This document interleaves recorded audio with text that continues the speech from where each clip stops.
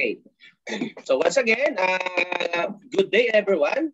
So this time our topic is about organization design and development. So the practical applications of organizational behavior theory are the focus of this discussion. So it examines organizational design and development procedures before moving on to the change management. Job and role analysis in job and role development. So organization exists to accomplish a goal. And this is accomplished by the combined efforts of those who work in or with them. So the design, development, and maintenance of a system of coordinated activities in which individuals and groups of people work collaboratively under leadership toward commonly recognized and accepted goals can be defined as organizing. So the word system is a crucial in that definition because organizations are organization are system that contain a set of practices or activities that work together and interact to achieve a goal as influenced by their environment. So the organizing process can include the grand design or redesign of the entire structure, but it is more open concern with the organizations of a specific rules and activities, as well as the basis for managing the interaction between them. Because organizations do not exist in a vacuum. Changes in the business, the environment in which the firm functions, and the individuals that work in the business are all happening all the time. There isn't such a thing as perfect company. No? The best that can be done is to optimize the processes involved, keeping in mind that whenever structure emerges will be dependent on the organization's condition. Because it is crucial to remember that organizations are made up of people who work together more or less collaboratively. Eventually, especially at the executive level, the organization will have to be altered to fit the specific capabilities and characteristics of the people available. Although, at the end, outcome may not be perfect. It is more likely to work than a system that ignores the human factor. So it is always preferable to have an ideal structure in mind. No? But it is also preferable to change it to fit a specific condition as long as potential concerns are recognized. No? The major overall goal of an organization's design is to maximize the arrangement for running the business activities, keeping in mind the requirement to use an empirical and contingent approach to organizing. And however, another major goal of organization design is to find the optimal fit between the structure and environment in which it operates. No? So to give us more details about the topic, let us all welcome our presenters. Go ahead. Good afternoon. Good morning. Nadidinig po ba? Yes. Okay. My apology kasi medyo unstable po yung internet connection. Okay. Our reports is all about organization design and development, but my topics covers organization design and change management. So what is organizational design? It is the process of aligning the structure of an organization with its objectives with the ultimate aim of improving efficiency and effectiveness. So it is the process of creating the hierarchy within a company. Organization design also refers to the way a business organization achieves the right combination for integration and differentiation of the operations in response to the uncertainties it faces in its external surroundings. So it must be aligned with the business strategy and the market environment in which the business operates. It is also important to give emphasis to the key elements of organizational design to gain the upper hand in the industry. So some of these elements are the work specialization, the departmentalization, the chain of command, the span of control, the centralization and decentralization, and the formalization. So the first key element is the work specialization, which answers the question, what are you good at? So work specialization is a process that assigns each professional to a specific task because the management of the company is clear in what they expect from their employees.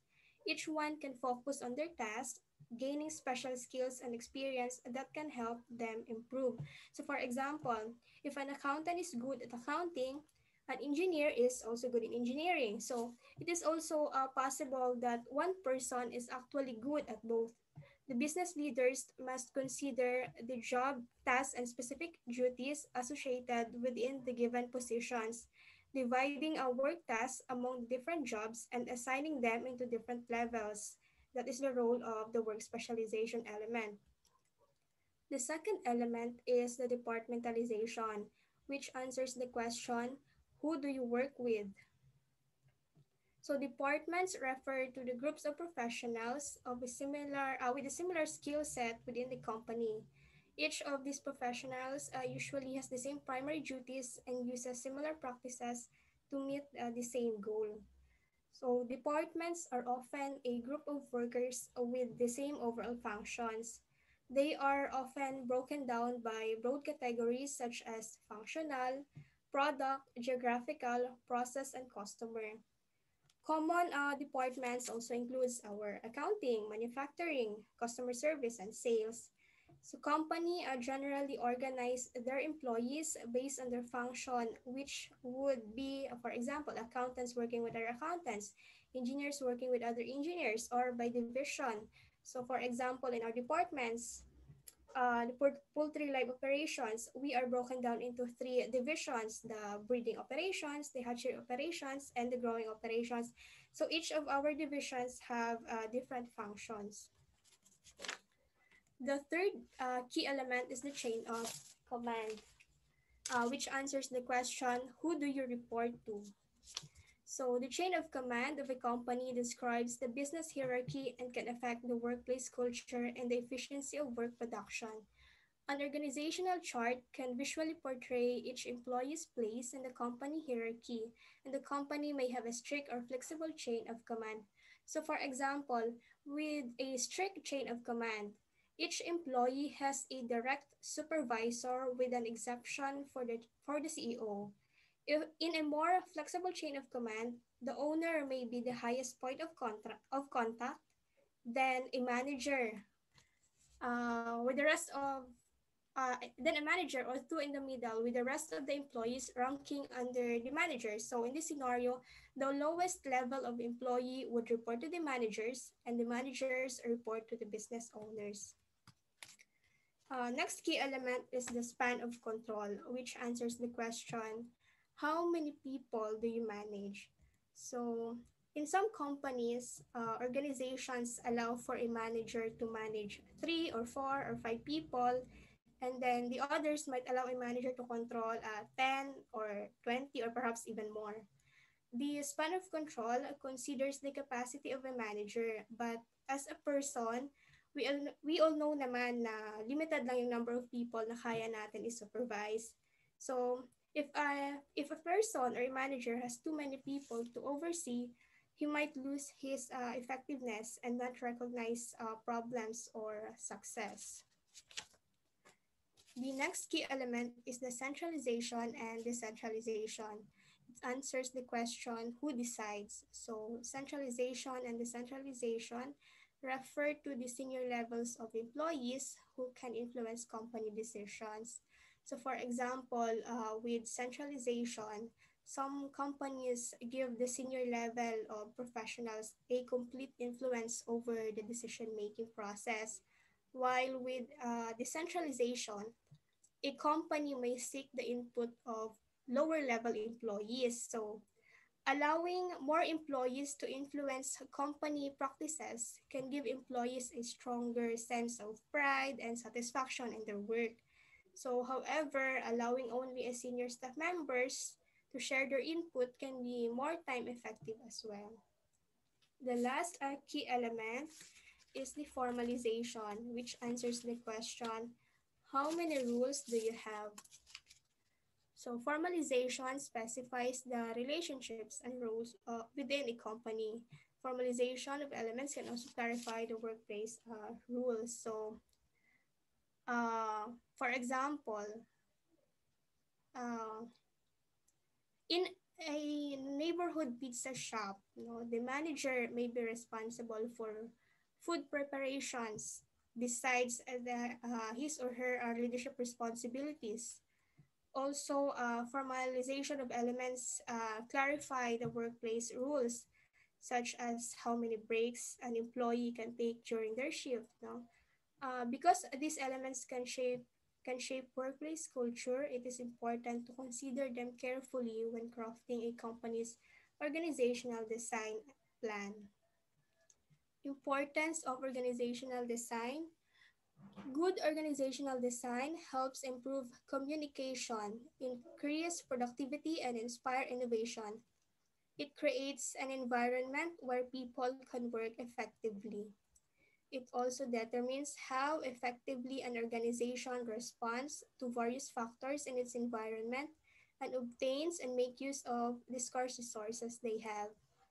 And also, organizational design becomes more important in a global context because to become a global competitor, a company often create a new structure. So next topic is change management. So what is change management? So it is the systematic approach which deals with the transition or transformation of different organizational objectives, processes, the core values, or technologies. So it involves defining and adopting strategies, structures, procedures, and technologies to handle changes in internal external conditions and the business environment. So it's like changing a tire while driving. The organization can stop doing what it's supposed to do to accommodate the change. So it needs to keep going even while it's changing. The primary goal of change management is to successfully implement new processes, products, and business strategies while minimizing negative outcomes. So we have types of organizational change. The first type is the organization-wide change. So it is a type of change that affects every team member in a company, regardless of their role or department. So this type of change can apply to personnel, the company technologies, the policies, and overall business strategies. So most frequently, organization-wide changes are communicated by the executive team or the HR team to the rest of the company. So example of this change is a division of a company or a whole organization merges with or is acquired by another, or the entire company is switching to a new office technology provider. So there is a top strategies for organization-wide change, no? The management should clearly explain why the change was made as well as the hope for outcomes. Also, they can create an open forum for employees to ask questions about the change. The second type is the personnel change. Personal changes happen when employees join or leave the organization.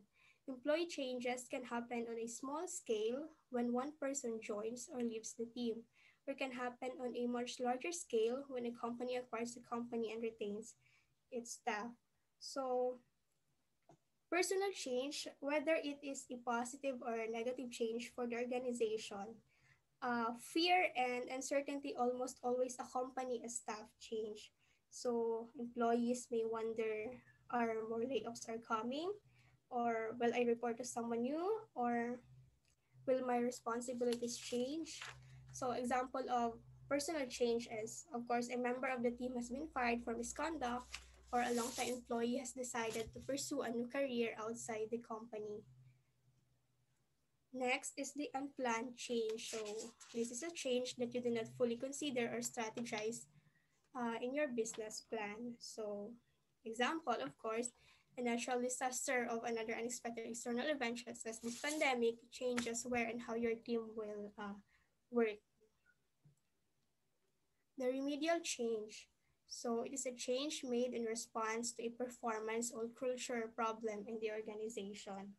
So, although these changes may seem punitive to the affected individuals or teams, remedial change is designed to provide a constructive feedback. offer support in a difficult situation, or clear out toxic workplace elements before they become bigger issues. So example of remedial change is when the marketing department uses a tool that costs a large sum of money, requires constant troubleshooting, and is rarely used. So the department director decides to scrap the tool in favor of a new solution. And the last types of organizational change is the transformational change. So it is intended to transform the way a company operates or serves its customers. So this could be anything from a change in products or services to a change in how the company engage with a local community and uh, global issues. So example is when a company decides to partner with an external organization to expand its offerings in a new market. So the top strategies for transformational change is the management should consider using a project management tool to help their team stay organized as they handle subtasks within the greater change project. Recognizing resistance to change. So first, we have active resistance. From the word itself, no, active, it's clear. It is when you know exactly what your employees are doing, how they react, how they resist about the coming change in the management. Okay, and now in this case, we have constructive and destructive active resistance. Constructive active resistance, it is when your employees within the organization are discussing, debating, and negotiating the change. Although they may not like the change, they are against of it, but at least they are in the room discussing it and trying to find solution. On the other hand, the destructive active resistance, this is when employees in the organizations are ridiculing, undamming ugly criticism, and the worst is they recruit, meaning they're going around and looking for other employees to bring in to their camp to create a massive number of employees na mag-resist ng change. Also, there is passive resistance. So, this is really worst because unlike the active resistance, this is done under the table. It is when employees agree verbally that the change is necessary, but they do not follow through. They procrastinate getting around what they agreed to do, but later they may feign ignorance. So they might say lang na, oh, I did not know I was supposed to do that. Where in fact, alam naman nila, parang ayaw lang nila mag-cooperate sa gusto ng management. We have, why is change management important in human resources? First, it redefines employee roles and responsibilities. So, uh, one of the most essential responsibilities of human resource professionals is defining roles and responsibilities. So, this can occur due to many situations, including economic instability, the need to downsize, new technology or procedures, or the trends in consumer purchasing behavior. So, in many of these cases, training programs may need to be created to acclimate staff to their new positions and responsibilities. So the second is reducing or eliminating resistance to change. So the best way for the human resource to manage change and alleviate stress is through communication. Uh, to help alleviate stress and anxiety about a change, it is important for HR personnel to describe how changes will ultimately impact or benefit the staff members as well as the overall company.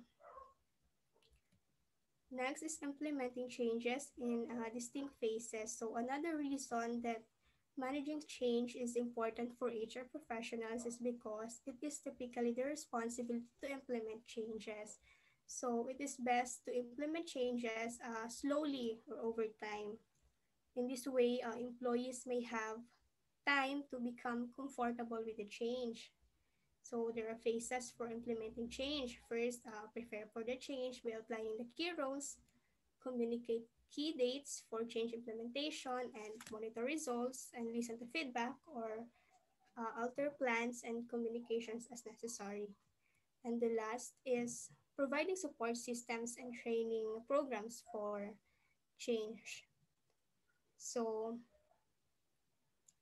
perhaps the most important reason that managing change is so important in HR departments is because these professionals are responsible for providing support system and training programs to implement change to ensure that staff members learn what will be required of them in the face of change.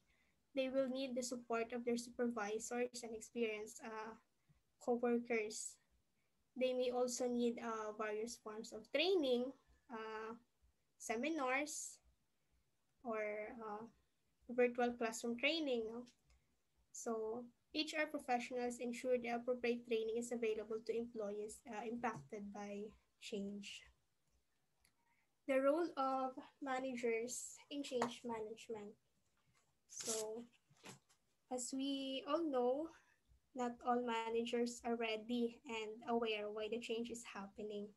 So, meron ding managers resistance na tinatawag to a change.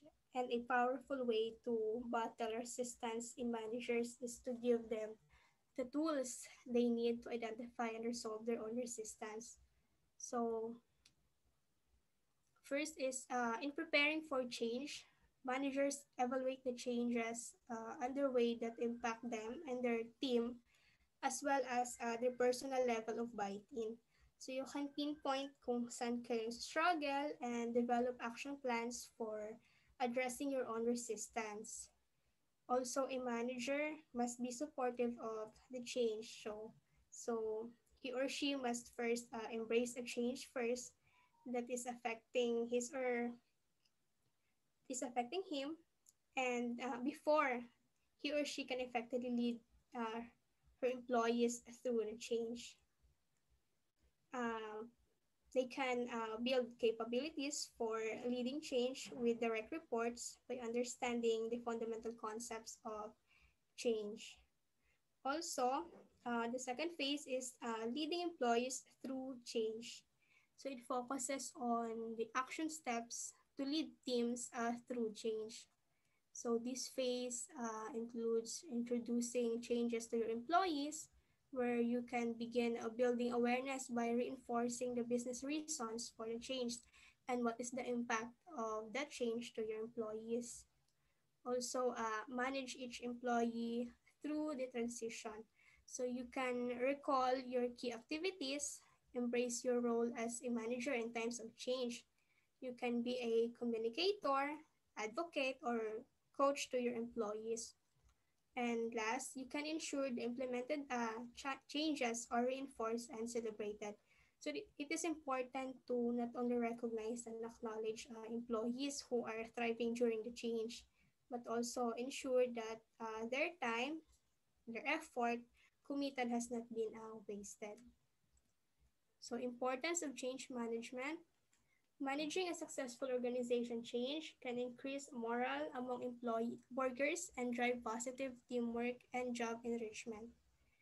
Effective organizational change management allows the company to maintain a constant state of evolution and facilitate periods of general business change, allowing workers to remain motivated and productive during the introduction of new technologies or procedures. So that's end my report. The continuation will be reported by Ms. Alcazaret. Thank you. Okay, so again, organizational development or OD is a process that focuses on aligning strategy, structure, people, rewards, measurement, and management process to improve an organization's capability. So it's an interdisciplinary field with roots in psychology, culture, innovation, social sciences, adult education, human resource management, change management, organizational behavior, and research analysis and design, to name a few. So organizational development is a long-term methodical and ongoing process of increasing organizational effectiveness, resolving challenges, and enhancing performance. It is also one of the talent development capability models identified capabilities. No? So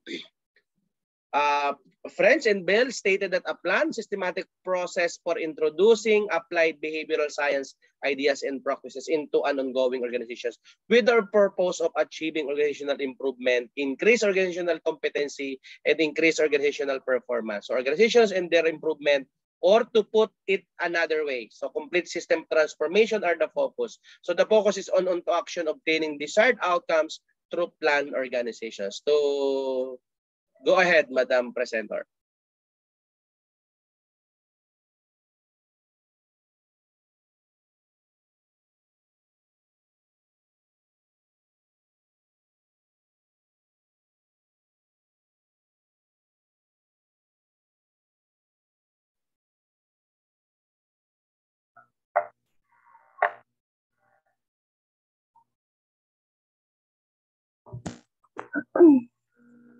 So good morning, everyone. My topic will tackle the organizational development and job role competency and skills analysis.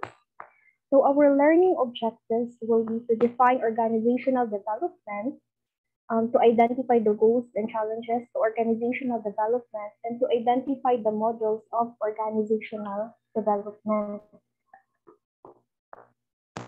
So what is organizational development? So it is the process through which an organization improves its internal capacity to be the most effective. So it is a set of activities of which may be undertaken to increase organizational as well as human resource effectiveness. So organizational development is a planned, systematic change in the values or operations of employees to create overall growth in a company or organization.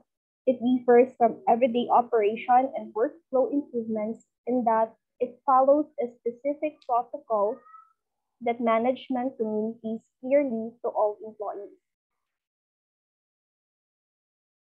So organizational development can be long, sometimes overwhelming process, but companies usually begin with the same goals in mind. So first is the continuous improvement. So changing company culture to view new strategies as a positive growth opportunity allows for ongoing improvement and encourages employees to become more open to change and new ideas. So new strategies are introduced systematically through planning, implementation, evaluation, improvement, and monitoring. Next is better or increased communication. So organizational development leads to increased feedback and interaction in the organization, aligns employees with the company's vision. So si employee, kung mas mapipil niya na hindi lang siya basta empleyado or mas makaka-relate siya sa mission at vision ng company, as a result, mas magiging motivated siya. Next is the employee development. So in today's business world, pati ang pangarap ng employees kailangan mag-adapt sa mga changes. So employee development comprises training and work process improvements that help everyone keep up with the shifting demands. Next will be the product and service improvement. So organization development leads to innovation, which can help improve products and services. So this innovation often comes as a result of intensive market research and analysis. Last will be the increased profit. So organization development helps profits by optimizing communication, employee processes, and products and services. So each serves to increase the company's bottom line. So changes can be difficult, but most companies believe that the benefits of the organization development can outweigh its costs.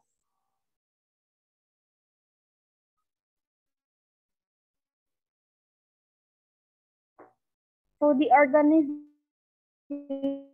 systematic research-based series of implementation steps include the following.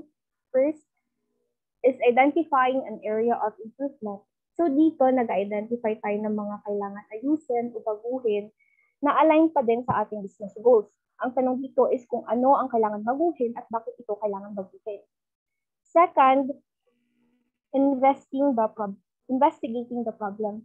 So once the area for improvement is identified, companies conduct an investigation to learn why the problem exists, what are the barriers to improvement are, and ano ang mga solutions na ginawa previously. So this step can also include surveys or focus groups and individual consultation. Next, creating an action plan. So the company then creates a plan with allocated resources and clearly defined employee roles. So this plan will include specific support for individuals involved and identify a measurable goal. So during this step, companies should think about how they'll communicate changes to staff and manage feedback. Next, creation and a vision. So once the company has really defined and communicated a plan, its leaders must motivate their employees to share in a vision. So this step involves leaders acting as enthusiastic role models while helping employees understand the plan's big picture goals and desired impact. Next, implementing. So while stability is necessary during the implementation, supporting employees during the transition with mentoring, training, and coaching is equally important. So when thinking about such support, management should consider what new skills employees will need and what delivery methods will be most effective. So ongoing feedback and communication can help make the change process easier. Next, evaluating initial reports. So once the company has implemented a plan, its leaders may create a space for shared reflection, asking themselves and their employees if the change effectively met the business goals. So they also evaluate the change management process and consider what could be done differently. So these steps can't be overlooked. So if the company doesn't evaluate the changes, it won't know whether the interventions have been effective, conducting or continuing. So depende sa evaluation, the company may choose to adapt its plan kung naging successful ito. Pero it may continue with the current plan to keep improving kung failure naman ang ginawa nilang plano para sa organization development. So organization change and development can present some impediments to success. So resistance to change is normal. As people become set in their ways to minimize resistance, leadership should consider a slow incremental rollout rather than making a massive changes all at once. So since change is often difficult to navigate, high-level changes, education, and communication are vital in the implementing change.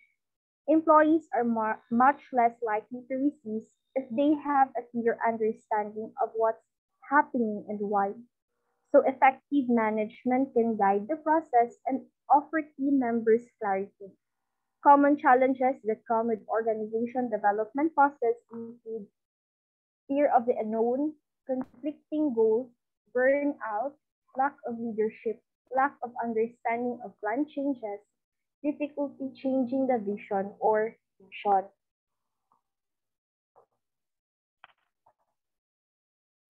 So, may mga organizational development models tayo. So, sa report ko, may 3 akong ipapresent na model sa organization development. First will be the 3 basic steps of UN change theory. So, UN observed that people naturally resist change.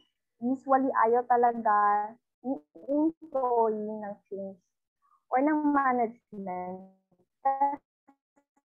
kasi dagdag trabaho o takot sila na pupalpak. So based on his research, Ewan saw the simplified change management strategy.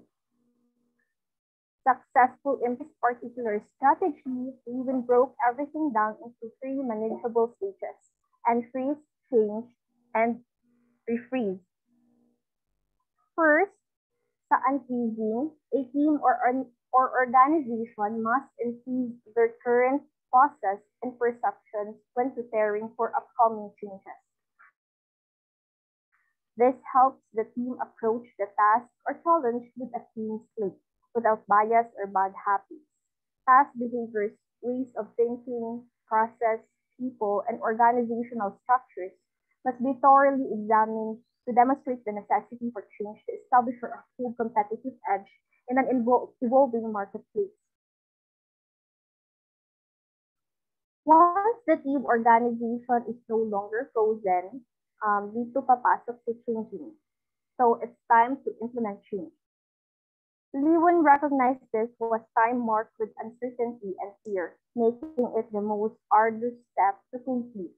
During this step, employees begin to learn new behavior, processes, and ways of thinking.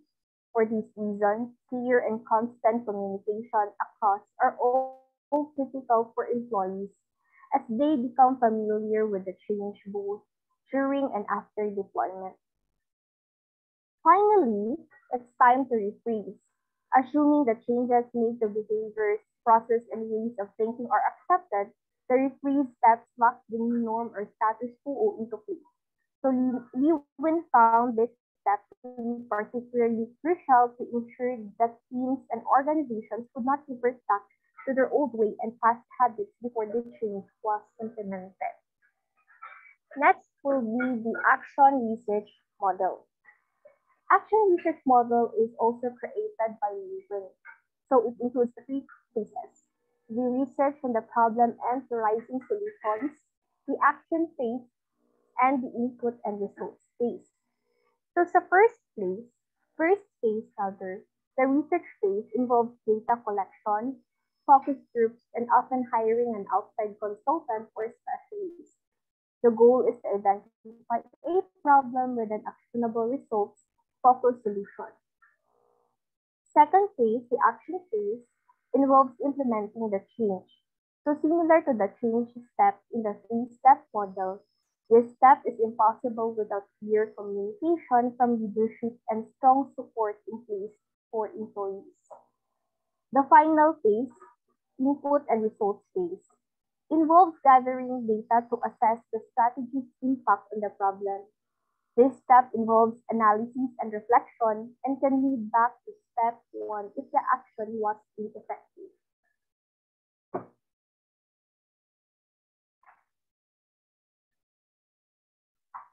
Next model will be the business process engineering model. The business process engineering model is much more radical and can involve completely remaining parts of the company. The phases in this model are described in the following sections. The mapping the current state of the organization process, wherein leaders documents current processes and procedures in preparation for analysis. Second phase will be the analyzing the processes. So using the process map, committees or individuals analyze procedures to identify what's working and what's not. Third phase is the identifying improvement opportunities.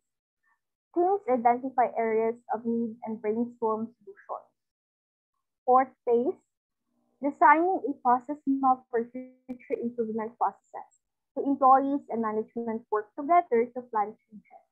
This phase may include timetables, delegation of workload, or new organizational structures. Last phase will be the implementing changes to attain improved processes. The initiatives are rolled out and employees receive training and support. So, some of the best-known companies in the world have used organizational development para maka-survive sa business. So example nito is Starbucks. So Starbucks has also implemented organizational development policies. In recent years, International Coffee Chain introduced a series of eco-friendly initiatives across its entire enterprise, including more expansive recycling programs in paper cup reduction. In addition to being environmentally friendly, these new initiatives also improve the company's public image and profit margins. Another example is Google. Google has worked to change its overall company's culture to one of ongoing learning. New employees know that they'll constantly be attending workshops, training, and growing professionally. So given this culture, employees sign on with enthusiasm for change and learning new things. So with a firm understanding of organizational development and a desired goal, companies can ignite meaningful change. However, change is never easy. So that's why organizational development systematizes every step in the process. Meaning, hindi yung pabigla-bigla na dapat implement. So, kailangan pagplanuhan muna at kailangan ng mahabang diskusyon bago ipa-implement ang isang organizational development. Next topic, job role competency and skill analysis.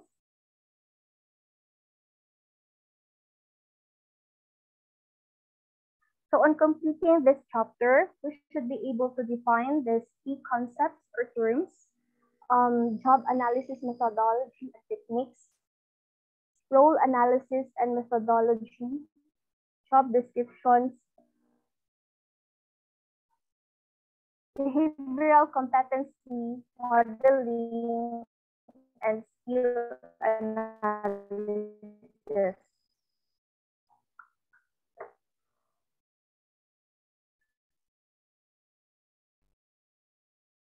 So a job is an organizational unit which consists of a group of defined tasks or activities. While the role is an all play in their work, the emphasis is on the patterns of behavior expected of them in order to achieve a good outcomes. So the term role is sometimes used interchangeably with job, but they are different. Roles are about people. Jobs are about tasks and duties. Next, the job analysis. It is the application of systematic methods to the collection of information about the job. Job analysis is the process of collecting, analyzing, and setting out information about the content of jobs to provide the basis for a job description and data for recruitment, training, job evaluation, and performance management. Job analysis concentrates on what job holders are expected to do and achieve. It identifies the tasks job holders are expected to undertake and the outputs they are expected to produce. So job analysis produces the following information about the overall purpose, organization, and content. So, ang overall purpose is related to the question why the job exists and in essence, what the job holder is expected to contribute. Sa organization naman, related ang question na to whom the job holder reports and who reports to the job holder. And sa content, it talks about the nature and scope of the job in terms of the task and operation to be performed and duties to be carried out. Job analysis methodology. So it is the application of systematic methods to the collection of information about job content. So it is essentially about data collection and basic steps are obtaining documents such as an existing organization, procedure or training manuals which give information about the job.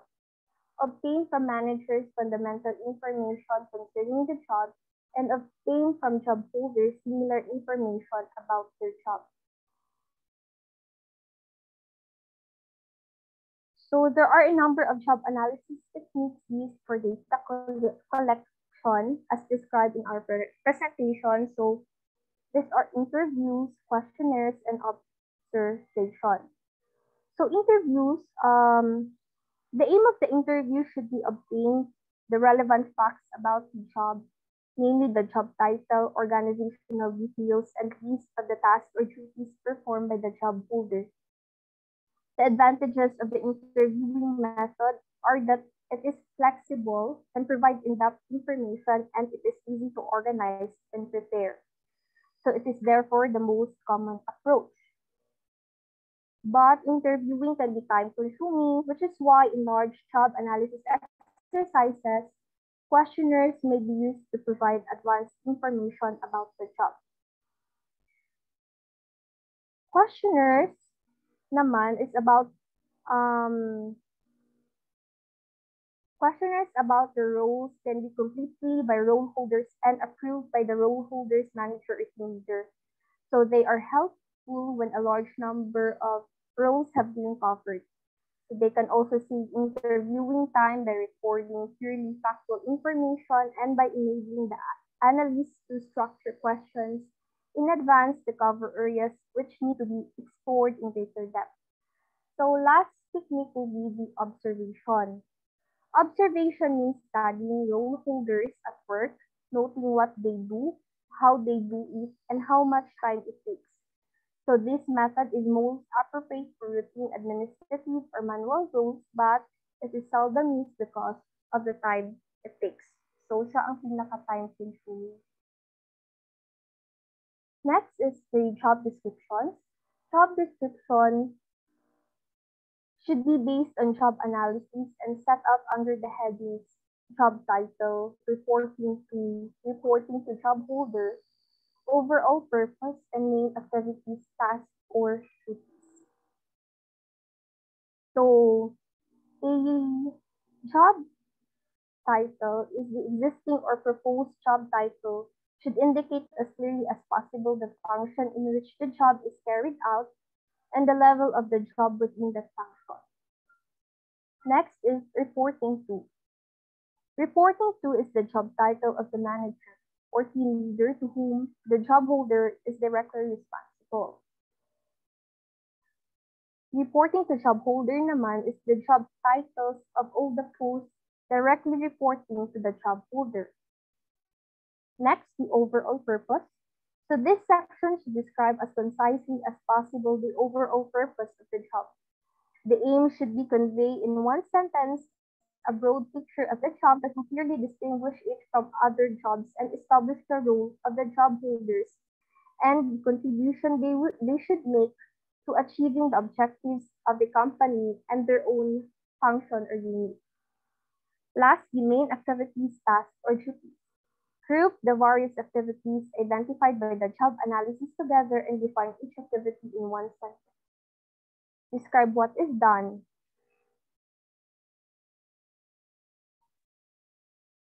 Role analysis and role profiles. The role analysis focus on identifying inputs and outcomes.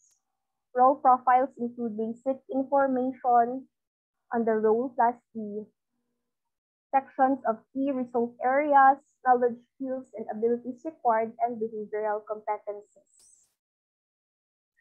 Behavioral competency analysis approaches. So may 5 tayong approaches under behavioral competency: the expert opinion, structured interview, workshops, critical incident technique, and repertory grid analysis.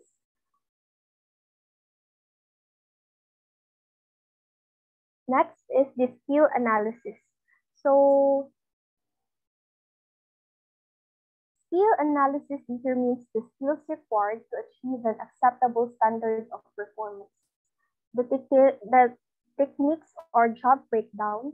So, the job breakdown technique analysis, a job break down into a separate operations, processes, or tasks that can be used as the elements of an instruction sequence. Next, manual skill analysis. Manual skill analysis is a technique developed from work study. It isolates for instructional purposes the skills and knowledge employed by experienced workers in performing tasks that require manual dexterity. Next technique, task analysis.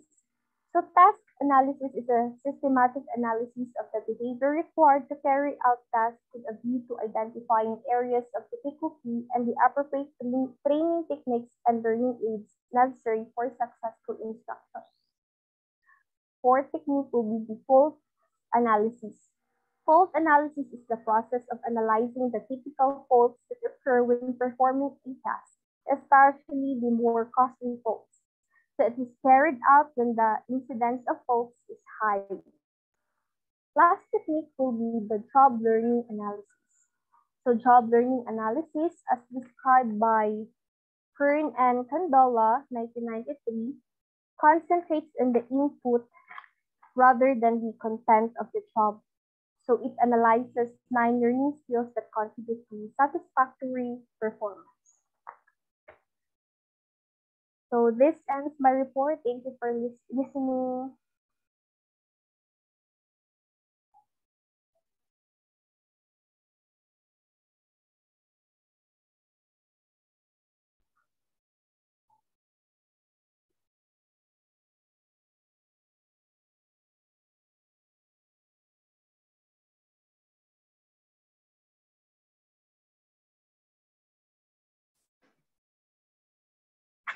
Okay, so once again, regarding the organization design, the process of organizing may involve the grand design or redesign of a total structure, but most frequently, it is concerned with the organization of particular functions and activities and the basis upon which the relationship between them are managed. No? So the overall aim of organization design is to optimize the arrangement of conducting the affairs of the business, but another overall aim of organization design is to achieve the best fit between the structure and these core circumstances. So the starting point for an organization review is an analysis of existing circumstances, structure, and processes of the organization, and an assessment of the strategic issues that might affect it in the future.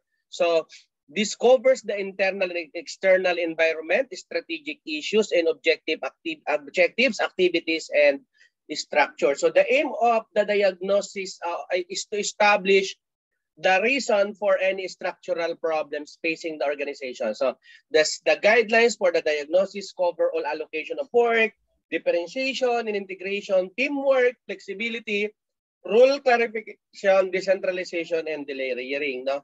So organization planning involves assessing the implications of the structural changes on future people requirements. No? So it determines structure, relationships, rules, human resource requirements, methods of working, and the lines along which changes should be implemented. So now,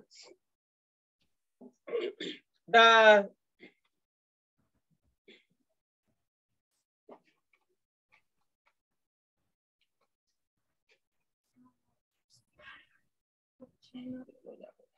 can you hear me? Okay, so there are some features of organizations develop programs. So they are managed from the top, but make use of third parties or change agents to diagnose problems and to manage change by various kinds of plan activity or intervention. So the plan for organization development are based upon a systematic analysis and diagnosis of the strategies and circumstances of the organization and the changes and problems affecting it.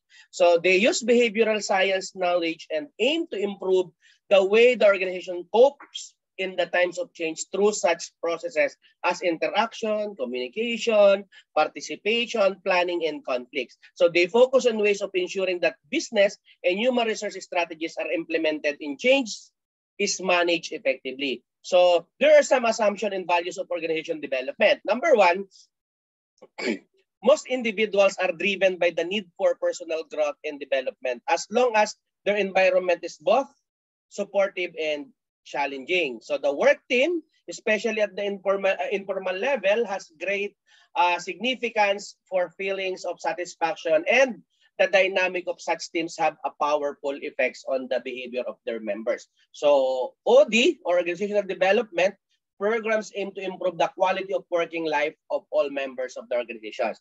So organization can be more effective if they learn to diagnose their own strength and weaknesses. So managers often do not know what is wrong and need special help in diagnosing problems. Although the outside process consultant ensures that decision-making remains in the hands of the client. So the implementation of a strategy involves paying close attention to the people, processes involved, and the management of change. So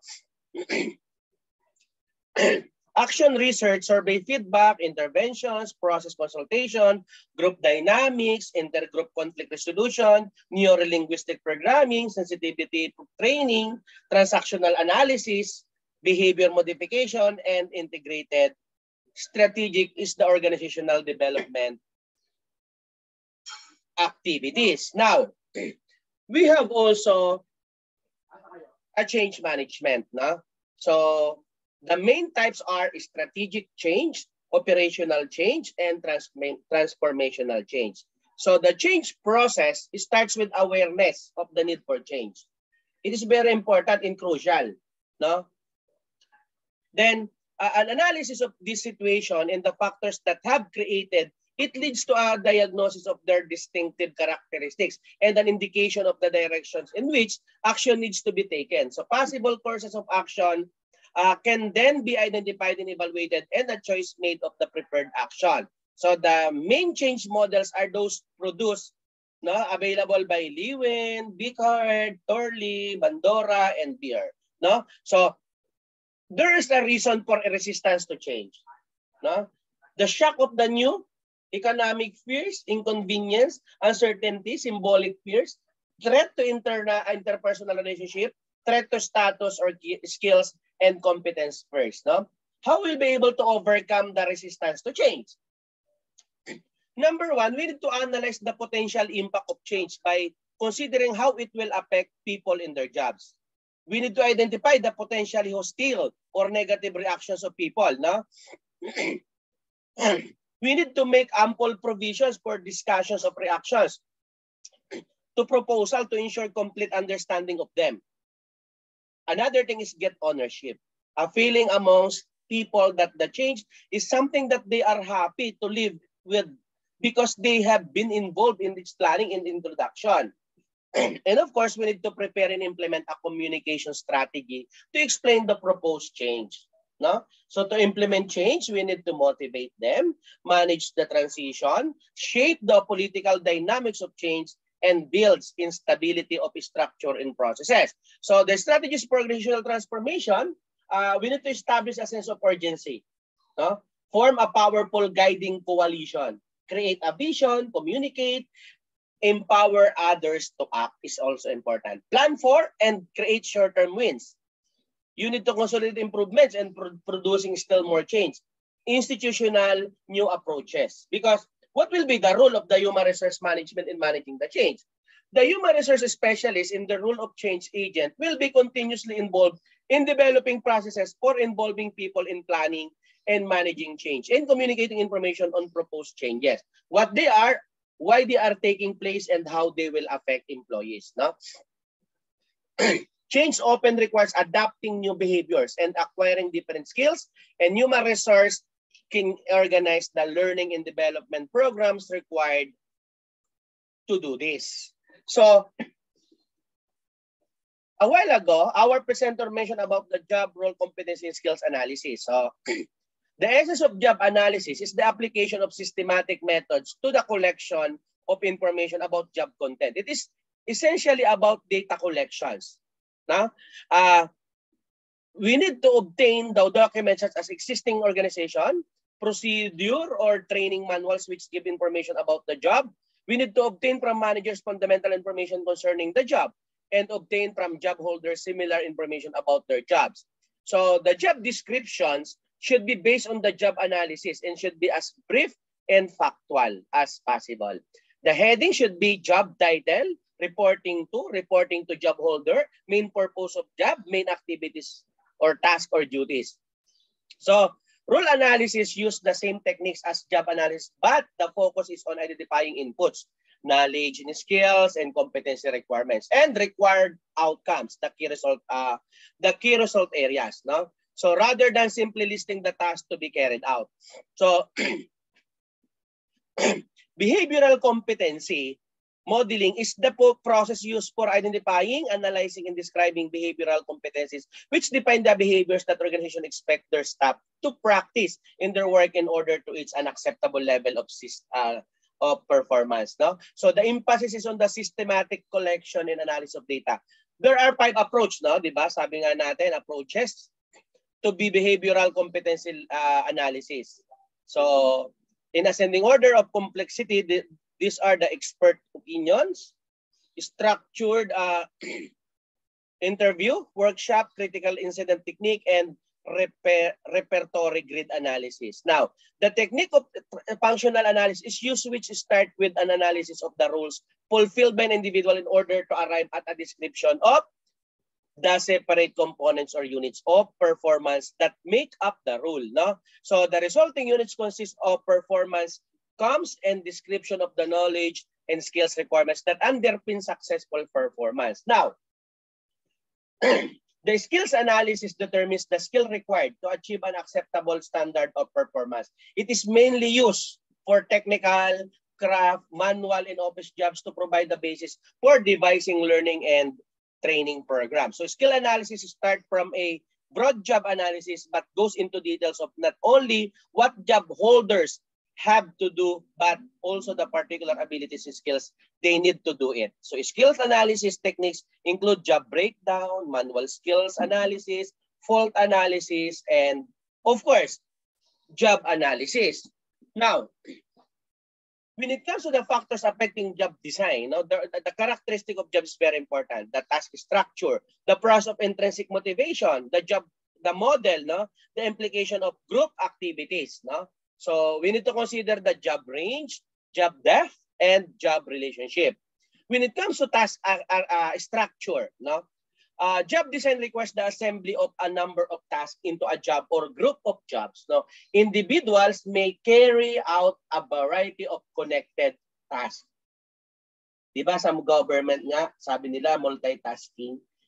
Because each with a number of functions or this task may be allocated to a team of workers or divided between them. So the internal structure of each task, no, consists of 3 elements: the planning, no, deciding on the course of action, its timing, and its resource required, no. Of course, executing, carry out the plan, and controlling, monitoring performance and progress, and taking corrective actions when required. So a completely integrated job includes all these elements for each of the tasks involved. So approaches to job design, of course, we need to influence skills, influence task significance and identity, influence autonomy by giving people responsibility, and influence feedback by establishing good relationships. So role development is the continuous process through which roles are defined or modified as our work proceeds and evolves. Okay, so I think that's it for part number 5.